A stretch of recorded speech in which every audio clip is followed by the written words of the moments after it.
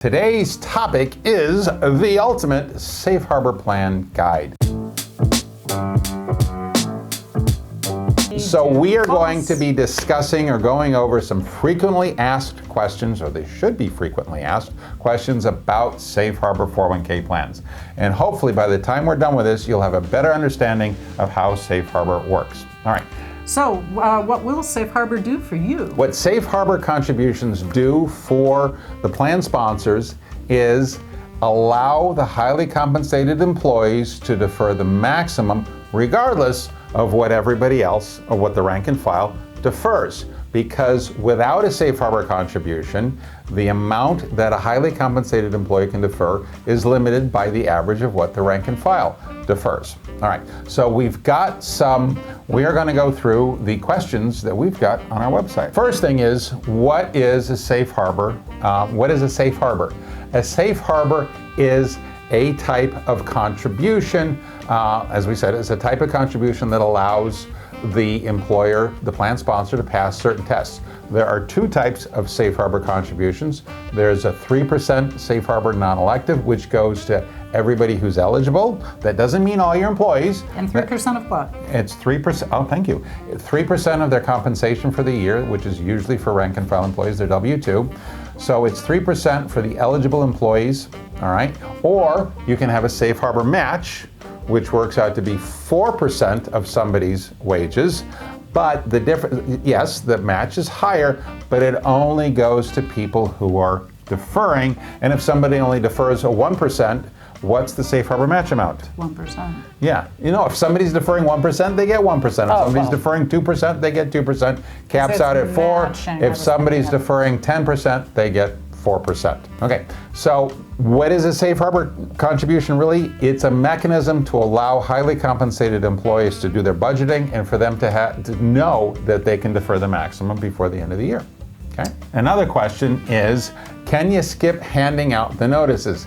That depends, which is probably how most of our answers should start. All right, if you have a safe harbor match contribution, you have to hand out the notice. It needs to go out at least 30 days, no more than 90 days before the start of the plan year, and describe what a participant has to do in order to get their safe harbor match. That's part of the annual notice. If you have the other type of safe harbor, what's the other type of safe harbor?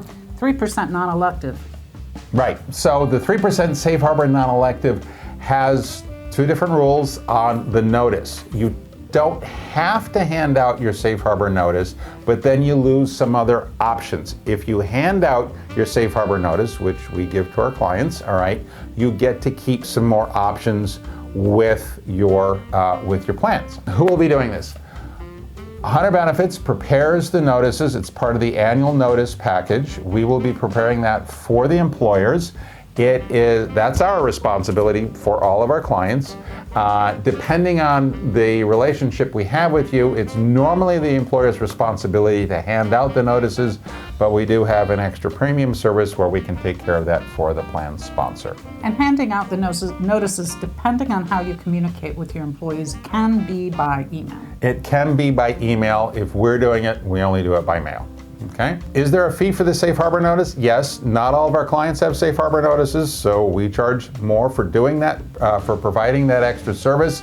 That depends on what's on somebody's service agreement. But we think the return on investment for the nominal fee for the notice versus the highly compensated employees knowing they can defer the maximum and get the maximum tax deduction is well worth it.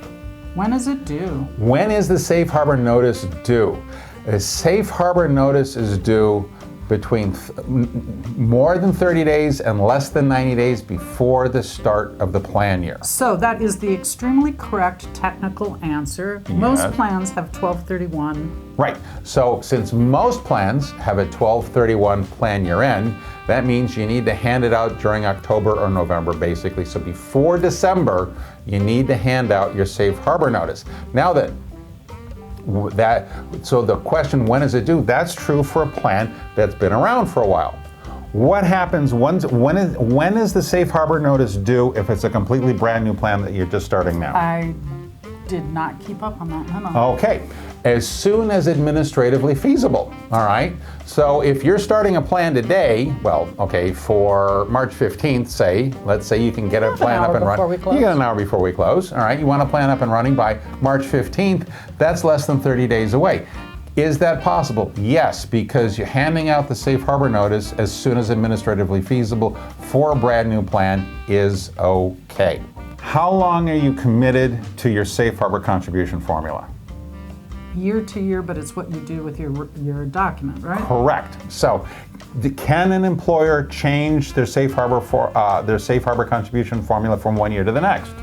They can if they do the document correctly. Right, exactly. And timely. Correct. You can't just kind of mid-year go, I don't know, it's a little harder to do that. Right, you cannot add on safe harbor match in the middle of the year.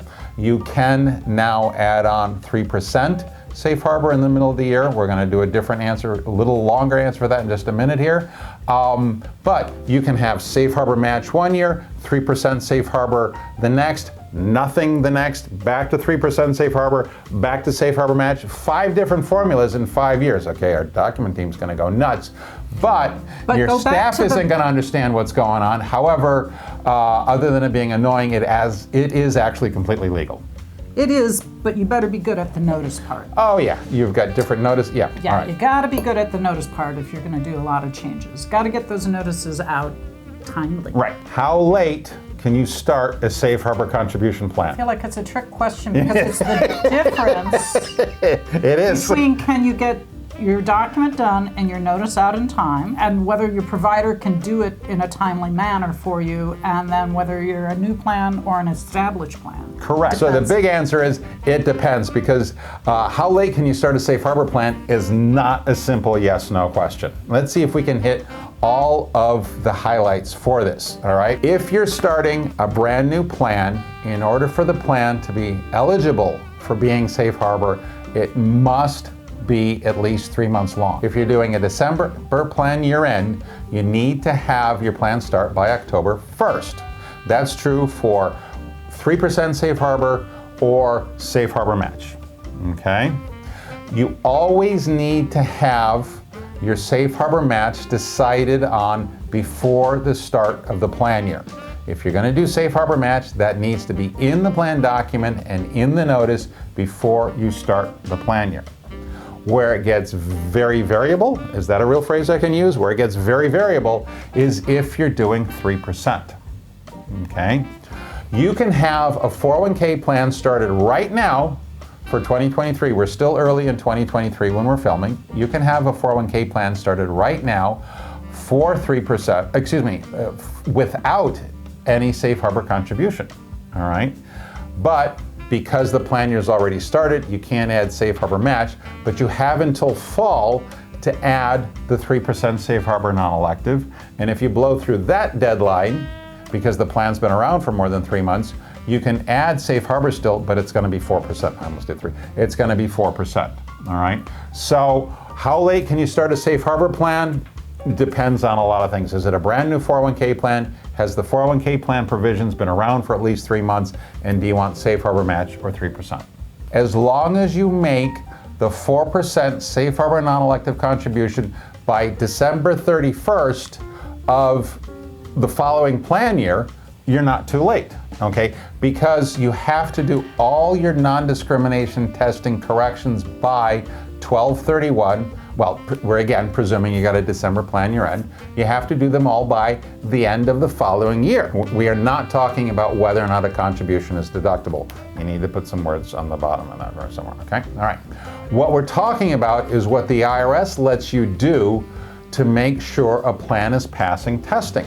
Now, what's nice about the safe harbor in this situation that we haven't talked about is a 3% safe harbor non-elective contribution, or a 4% if you're doing it after the fact, takes care of your top-heavy requirements if the plan is top-heavy.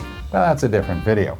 So this has been our Compliance on the Couch. Hopefully this has been helpful. You know the drill. Like, subscribe, let us know, all right? And I'd love to continue this conversation with you. Contact us at sales@hunterbenefits.com. Thanks for watching. Toodaloo.